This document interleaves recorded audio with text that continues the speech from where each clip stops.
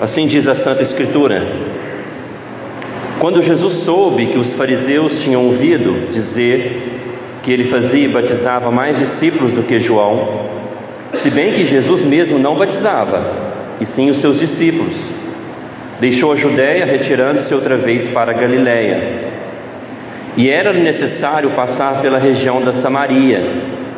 Assim Jesus chegou a uma cidade samaritana chamada Sicar, perto das terras que Jacó tinha dado a seu filho José. Ali ficava o poço de Jacó. Cansado da viagem, Jesus sentou-se junto ao poço, e era por volta do meio-dia. Nisso veio uma mulher samaritana tirar água. Jesus lhe disse: "Dê-me um pouco de água", pois os seus discípulos tinham ido à cidade comprar alimentos. Então a mulher samaritana perguntou a Jesus: "Como sendo o Senhor um judeu, pede água a mim, que sou mulher samaritana?" Ela disse isso porque os judeus não se dão com os samaritanos. Jesus respondeu: "Se você conhecesse o dom de Deus e quem é que está lhe pedindo água para beber, você pediria, e ele lhe daria água viva." Ao que a mulher respondeu: "O Senhor não tem balde e o poço é fundo. De onde vai conseguir essa água viva? Por acaso o Senhor é maior do que Jacó, nosso pai, que nos deu o poço, do qual ele mesmo bebeu, assim como seus filhos e o seu gado?" Jesus respondeu: "Quem beber dessa água voltará a ter sede, mas aquele que beber da água que eu lhe der nunca mais terá sede. Pelo contrário, a água que eu lhe der será nele uma fonte a jorrar para a vida eterna." A mulher lhe disse: "Senhor, quero que me dê essa água para que eu não mais tenha sede, nem precise vir aqui buscá-la." Jesus disse: "Vá, chama o seu marido e volte aqui." Ao que a mulher respondeu: "Não tenho marido." Então Jesus disse: "Você tem razão ao dizer que não tem marido, porque já teve 5, e esse que agora tem não é o seu marido. O que você disse é verdade." A mulher então lhe disse: "Agora eu sei que o Senhor é um profeta." Vamos orar mais uma vez. Senhor, que maravilha desse encontro com o Senhor, relatado na Escritura. E sabemos que a nossa vida, a nossa eternidade, depende também de um encontro com o Senhor. Encontra a gente essa noite, Jesus, com a Tua graça, com o Teu poder e com a Tua verdade, pelo poder do Espírito Santo, pela palavra pregada, em nome de Jesus. Encontra em cada coração, Deus, um solo fértil para a Tua semente essa noite. Assim eu oro em nome de Jesus. Amém. Você toma muita água? Tem que tomar, né? Ou você prefere uma Coca-Cola quando está com muito calor? O que você prefere? Uma experiência pessoal, eu estava com alguns problemas de saúde, e daí foi uma nutricionista na nossa viagem missionária, amiga do Guilherme, e daí eu comentando com ela, ela perguntou: "Você toma quantos litros de água por dia?" Eu falei 2, achando que eu estava arrasando, né? Ela pegou o celular, fez umas contas lá com o meu peso, ela falou assim: "Não, para o seu peso é no mínimo 4 litros de água por dia." Ou seja, eu tomava metade. Foi só começar a tomar mais água, os problemas que eu estava acabaram, sabia? A água é essencial para a nossa vida. O corpo humano é feito de água, se eu não me engano é 70%. Doenças, mau funcionamento do corpo, muitas coisas você vai resolver tomando mais água, sabia disso? A Coca-Cola, de alguma maneira, ela engana a gente. Uma vez eu fui pregar esse texto numa escola para adolescentes, e daí eu levei uma garrafa de água mineral e levei uma garrafa de Coca, e a garrafa de Coca simbolizava o pecado, porque a garrafa de Coca, a Coca-Cola, ela engana que sacia a gente, mas na verdade ela tem açúcar, ela vai causar mais sede ainda logo, mais rápido, e a Coca-Cola faz mal. Calma, não estou falando de você não tomar só Coca-Cola não, tá? Mas dê preferência para a água. Meus irmãos, o nosso tema hoje é a fonte da água viva. Aqui nós estamos agora vendo Jesus, né, no seu ministério, e o ministério de Jesus começou a crescer. Então diz agora que ele batizava mais pessoas do que João, aquele que veio antes dele. Mas Jesus fala o texto que na verdade Jesus não batizava, eram os seus discípulos que batizavam. Mas Jesus, sua fama cresceu, e aqui parece que Jesus quer evitar um confronto com os fariseus. Não era momento ainda, sabe? Quando você sabe que não é momento para brigar, então Jesus ele evita o confronto com os fariseus e disse que ele volta para a região da Galileia. Ele muda geograficamente o seu ministério. Ele estava na Judéia, então agora ele vai para a região da Galileia. E nós vemos, meus irmãos, esse texto nos mostrando que Jesus é o único que pode saciar a nossa sede de vida eterna. Jesus é o único que pode saciar a nossa sede de vida de Deus, da vida eterna. O que passar disso é Coca-Cola. Mas, meus irmãos, está claro aqui nesse texto uma leitura básica, uma leitura simples, nos mostra que esse texto não está falando de sede. Embora Jesus usa o que estava acontecendo para conversar com aquela mulher, Jesus está falando de uma sede da alma. Jesus não está falando da sede dessa água que eu estou bebendo, agora mesmo vou beber mais um pouco. Ele está falando da quebra de relacionamento com Deus, onde causou um vazio existencial na alma do ser humano, e o ser humano tem sede para voltar-se a se relacionar com Deus. Então Jesus está falando assim da sede que o pecado causou no nosso coração. Ele está falando da sede que a falta da nossa relação com Deus causa no nosso coração. Que foi lá no Éden, a nossa relação com Deus foi quebrada. Então todo mundo está, digamos assim, morrendo de sede de Deus. Também Jesus está falando aqui sobre esse nosso desejo de vida eterna. A morte, ela não é normal. Deus não criou o ser humano para morrer. Então o pecado, o salário dele é a morte. O pecado causa a morte. Mesmo uma pessoa de 100 anos, quando falece, a gente acha estranho, a gente fica assustado. Então, meus irmãos, nós temos uma sede na nossa alma, no nosso coração, de voltar ao propósito original para o qual nós fomos criados, de termos relacionamento com Deus. Nós temos uma sede de vida eterna, nós temos uma sede de Jesus. E é interessante que a Bíblia fala que o próprio Deus colocou esse desejo de vida eterna no nosso coração. Em Eclesiastes, no capítulo 3, versículo 11, diz o seguinte: Ele fez tudo apropriado ao seu tempo. Também colocou no coração do homem o desejo profundo pela eternidade. Contudo, o ser humano não consegue perceber completamente o que Deus realizou. Então o próprio Deus colocou no coração do homem o desejo pela eternidade, o desejo pelo eterno, o desejo pelas coisas eternas. E, meus irmãos, essa noite nós vamos ver esse texto nos mostrando que Cristo está pronto para saciar a nossa sede. Cristo, ele de fato pode saciar a nossa sede. E Cristo, ele sabe aonde nós estamos tentando saciar a nossa sede. Repito, nós vamos ver em 3 pontos. Cristo está pronto para saciar a nossa sede. Ele realmente é capaz de saciar a nossa sede, e Ele sabe aonde nós estamos tentando saciar a nossa sede dele mesmo.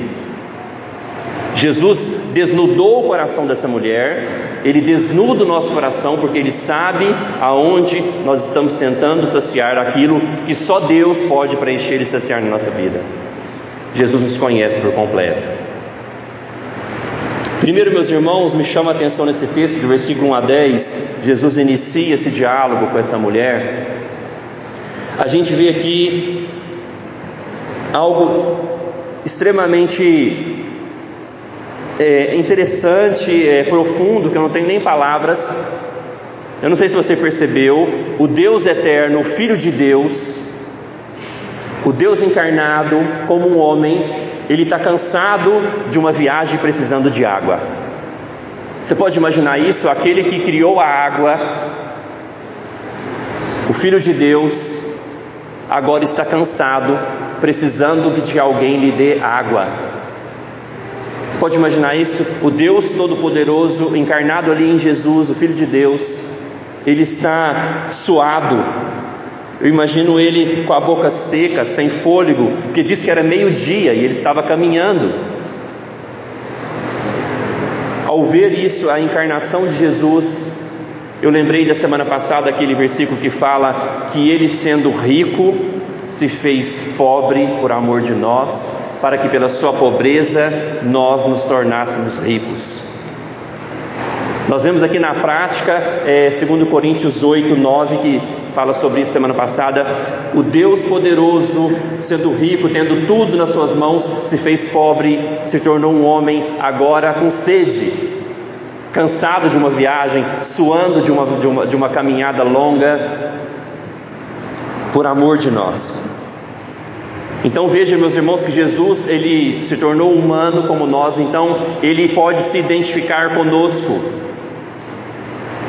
Jesus pode se identificar conosco. Você tem sede de água, ele teve sede de água. Você tem fome, ele teve fome. Você teve angústias, você tem angústias, Jesus teve angústias. Jesus pode se identificar totalmente conosco, porque ele se tornou um homem como nós. A diferença é, porém, sem pecado. Então nós temos um sumo sacerdote que pode se compadecer das nossas fraquezas, porque ele foi tentado em todas as coisas, à semelhança de nós, mas sem pecado. Jesus teve sede, como você e eu.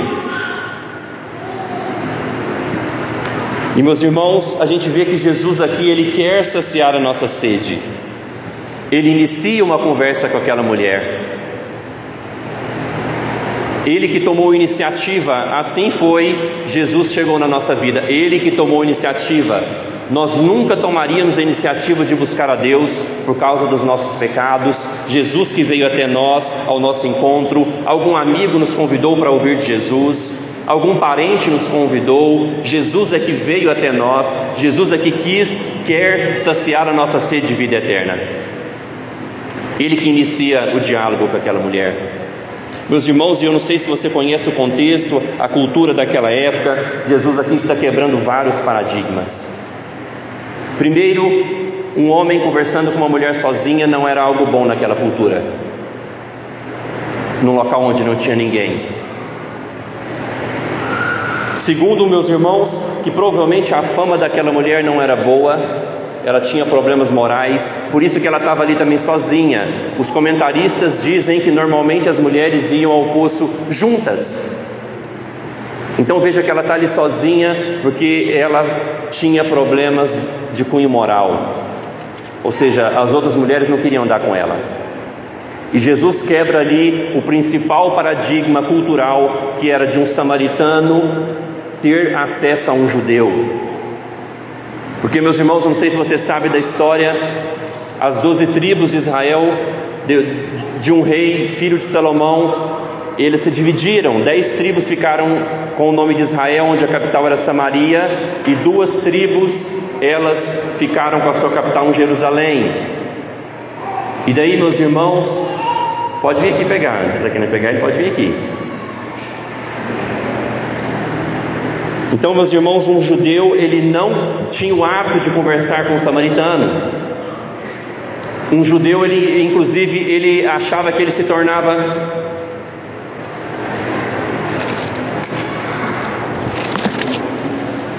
ele achava que se tornava impuro se um samaritano tocasse nele. Samaritano seria como a escória mesmo da sociedade, e eles não podiam nem estar conversando ali. Então aquela mulher, ela acha estranho, ela fala assim: mas você é judeu e está conversando comigo que sou samaritana? Porque para Jesus, ele quebra todos esses paradigmas, porque ele amava aquela ovelha perdida, ele queria encontrar aquela mulher, ele queria conversar com ela. Meus irmãos, da mesma maneira, Jesus veio até assim conosco. Jesus veio para nos encontrar. Jesus veio não importando com a gravidade dos nossos pecados, como nós éramos vistos. Jesus veio até nós porque Ele quer saciar a nossa sede de vida eterna. E Jesus fala para ela no versículo 10: Se você conhecesse o dom de Deus e quem é que está lhe pedindo água para beber, você pediria e Ele lhe daria água viva? Veja que Ele fala para ela: se você pedir, Ele lhe daria. Veja, meus irmãos, que a disposição de Jesus em nos dar da sua presença, em nos dar da sua graça, às vezes é muito maior do que a nossa disposição em pedir para Ele. Jesus está falando para ela: se você me pedir, Ele vai te dar. Às vezes Deus, a disposição dele em nos abençoar é muito maior da nossa disposição de pedir a sua bênção, de pedir a sua presença. Ele fala: se você pedir, Ele vai lhe dar. E Ele fala para ela: se você conhecer o dom de Deus. Entre outras palavras, Jesus está falando assim: se você soubesse quem eu sou, na verdade era você que estaria me pedindo essa água. O dom de Deus, nós podemos imaginar que seria, se ela tivesse a fé verdadeira, como nós vemos em Efésios 2,8, fala que o dom de Deus também é a fé dada por Deus.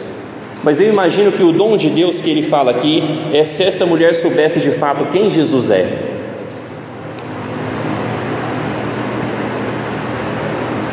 Às vezes, meus irmãos, eu penso que nós buscamos pouco a Deus, ou nós servimos pouco a Jesus, porque nós temos uma visão apequenada de quem Ele é. Nós não temos ainda talvez uma revelação de fato de quem Jesus é, de quem a Bíblia mostra quem Ele é, porque nós temos às vezes uma imagem pequena de quem Jesus é. Então, a gente talvez, por não ler a Bíblia por completo, por não meditar muito na palavra de Deus, a gente se esquece que Jesus é o Rei da Glória, por exemplo, quando fala em Salmos 24, Ele é o Rei da Glória. Quando Ele entra nos céus encarnado, todos os céus o adoram. A gente esquece que Jesus é o Senhor dos exércitos, aquele que vence todos os seus inimigos. A gente se esquece que Jesus é aquele que toma o livro da mão direita do Pai, e é digno de abrir aquele livro que está na mão direita do Pai, que só Jesus é digno. Às vezes a nossa visão sobre Jesus é uma visão como a dessa mulher pequena. Tanto que ela, no versículo 12, ela fala assim: será que o Senhor é maior do que Jacó, que nos deu esse poço? Ela não sabe com quem que ela está falando. Sim, é óbvio, Ele é maior do que Jacó. Jesus aqui é o Deus de Jacó. Ele é o Deus de Abraão, Isaque e Jacó. Então Ele é maior sim do que Jacó. Veja que a visão dela de Jesus ainda, ela não pede ainda, porque a visão dela sobre quem Jesus é muito pequena. Ainda não foi revelado para ela o dom de Deus. Mas, meus irmãos, Jesus não só quer satisfazer a nossa sede de vida eterna, como Ele de fato satisfaz. Ele de fato é capaz de satisfazer a nossa vida. Ele é de fato capaz de satisfazer a nossa alma. Do versículo 11 a 14, nós vemos agora que Jesus fala da água viva. Olha o versículo 13. Jesus respondeu: quem beber desta água voltará a ter sede, mas aquele que beber da água que eu lhe der nunca mais terá sede. Pelo contrário, a água que eu lhe der será nele uma fonte a jorrar para a vida eterna. Que água é essa, meus irmãos? Que água viva é essa? Que água que, se nós bebermos, não teremos mais sede?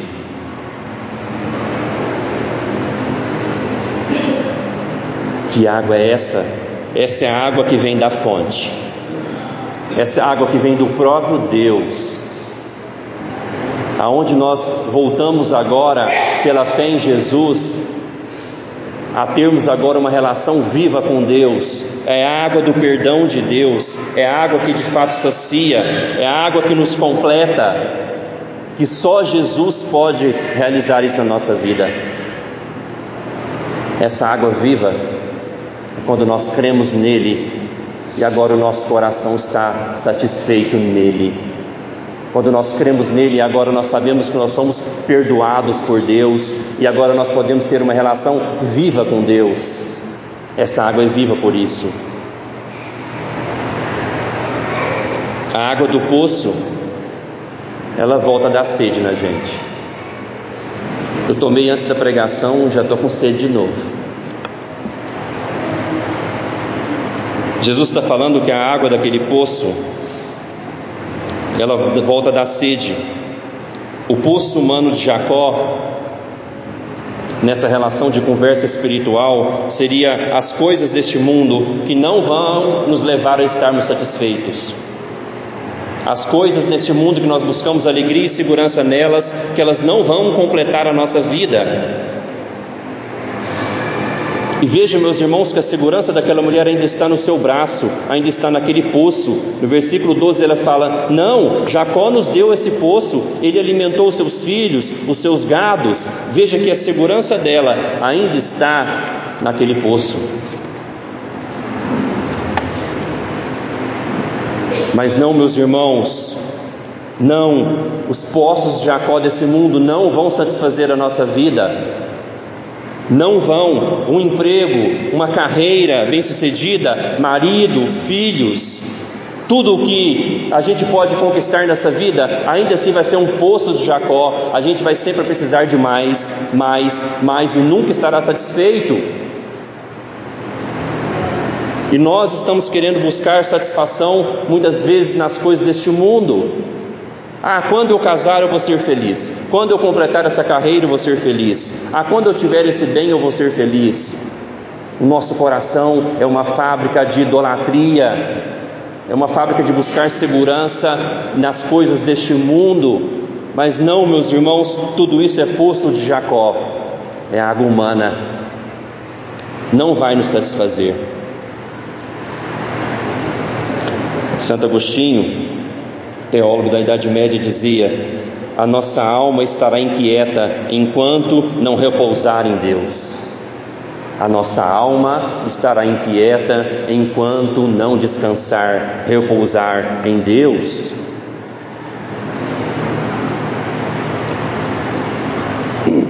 Mas Jesus é capaz de satisfazer, por isso que ele fala para ela: me pede que eu vou dar essa água viva para você. Peça. Mas aqui eu vejo um entendimento errado dessa mulher, que parece que o evangelicalismo atual entende. No versículo 15 ela fala para ele: Senhor, eu quero que me dê essa água para que eu não mais tenha sede, nem precise vir aqui buscá-la. Ela ainda não entendeu com quem que ela está falando e do que Jesus estava falando. De alguma maneira ela falou assim: então me dá dessa água, porque daí não vou ter mais o trabalho de ter que vir aqui, né? Ela queria não ter mais o trabalho de ir sempre retirar aquela água. O evangelicalismo brasileiro, muitas pregações, muita gente nas igrejas estão no versículo 15, estão pensando que o trabalho de Deus, o trabalho de Jesus é de alguma maneira deixar a minha vida mais confortável e sossegada. Vocês estão entendendo?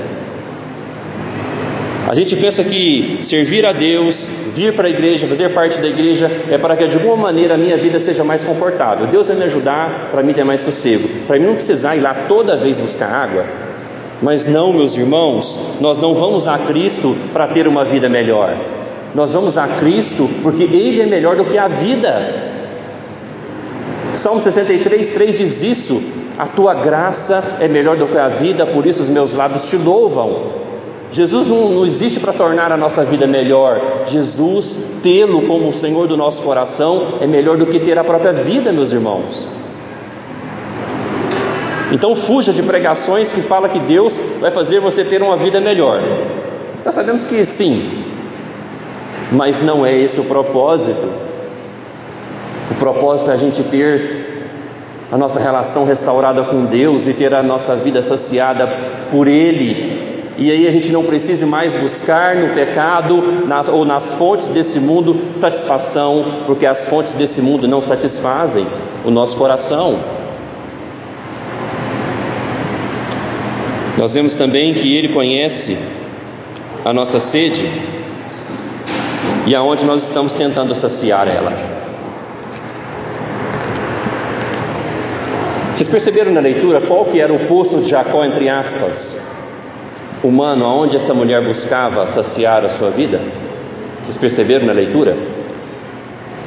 Jesus pega e fala para ela trazer o marido dela. Daí ela fala assim: Senhor, eu não tenho marido. Daí Jesus fala: você já teve 5, né? E esse agora não é seu marido. O que você dissesse é verdade. E daí no versículo 19, após isso, os olhos dela se abrem e ela vê que não está falando com um homem comum. Meus irmãos, essa mulher buscava saciar a sua vida nos relacionamentos. 5 casamentos é muita coisa, né, gente? Esse não está bom, eu vou tentar esse aqui. Esse não está bom, eu vou tentar outro. Às vezes, meus irmãos, o nosso coração é assim, a gente está buscando saciar nas coisas desse mundo. Talvez o seu objetivo esse ano é arrumar um emprego de 10 mil reais. O ano que vem os 10 mil reais vai ser pouco. E daí você vai estar sempre buscando algo para saciar a sua sede de vida. Mas nós estamos vendo aqui que só Jesus sacia a nossa sede. E esse último ainda não era casado com ela, era um namorado. Eles moravam juntos. Mas meus irmãos, veja aqui que Jesus ele está confrontando o pecado dela. Veja que Jesus amorosamente está confrontando o pecado dela. De alguma maneira Jesus fala: traz seu marido aqui, vamos resolver essa questão. Veja que Jesus se preocupa com os nossos pecados para que a gente resolva os nossos pecados. Jesus está preocupando com as relações sexuais daquela mulher. Jesus sabe aonde que a vida dela estava atolada em pecado, e Jesus chama para resolver aquela questão. Jesus está dizendo mais ou menos assim: ok, eu vou te dar a água viva, mas você precisa se arrepender. Você precisa tampar essa fonte esse poço de Jacó. Você precisa resolver os seus pecados. Traga seu marido aqui, vamos resolver essa questão. De alguma maneira Jesus está dizendo assim: você precisa aprender a confiar em mim, você precisa aprender a se saciar em mim e não mais nos seus relacionamentos.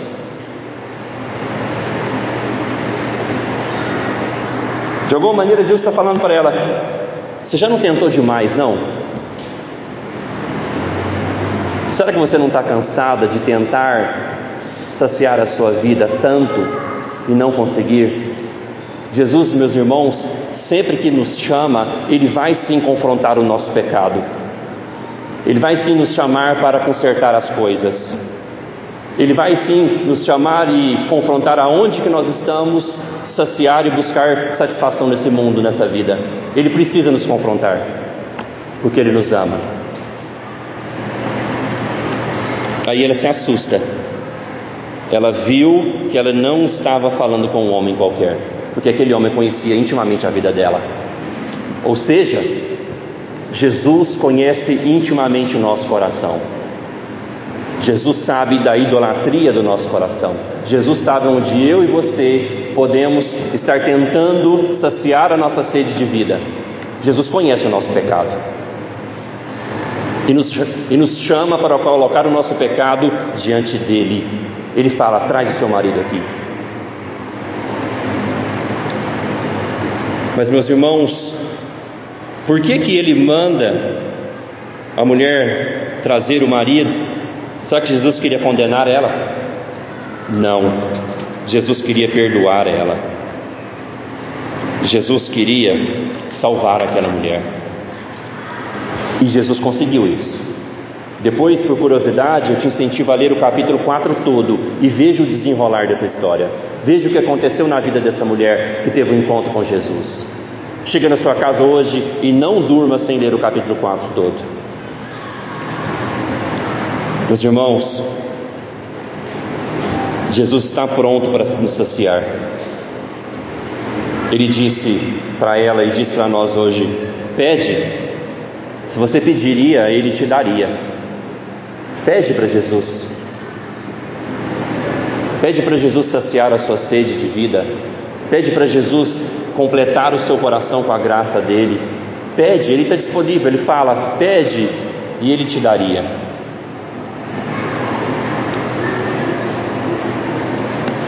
Porque, meus irmãos, esse texto nos mostra Jesus querendo encontrar aquela mulher. Ele foi para Galileia, ele foi para uma região da Samaria, ele iniciou uma conversa com ela, ou seja, com as suas ovelhas. Jesus vai dar um jeito de encontrar com ela. Jesus vai dar um jeito de encontrar e trazer as suas ovelhas aos seus pés. Jesus vai procurar você. Sempre que você se afastar dele, sempre que você quiser beber nas fontes de Jacó, desse mundo, Jesus vai te encontrar e vai confrontar o seu pecado, para que você volte a ele, a saciar a sua vida nele. Talvez você hoje, mesmo cristão, já conhecendo a palavra de Deus, entrou aqui hoje desanimado, seco, com sede, porque você está procurando no lugar errado. Talvez você deixou a fonte, por isso está fraco espiritualmente. Jesus diz: pede. E quem bebe dessa fonte, meus irmãos, da água da vida, tem a vida eterna. Versículo 14 fala que essa água será uma fonte a jorrar para a vida eterna. Ou seja, aquele que creu, aquele que encontrou com Jesus e teve a sua vida saciada por ele, tem a vida eterna. Aquele que não, aquele que continua bebendo dos poços humanos, mesmo que ele conquiste todos os seus projetos, ele vai morrer seco, ele vai morrer com sede de Deus, ele vai morrer sem a fonte da água viva.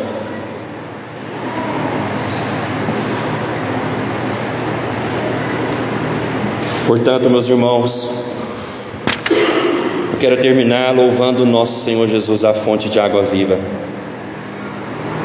aquele qual sacia o nosso coração com a sua graça.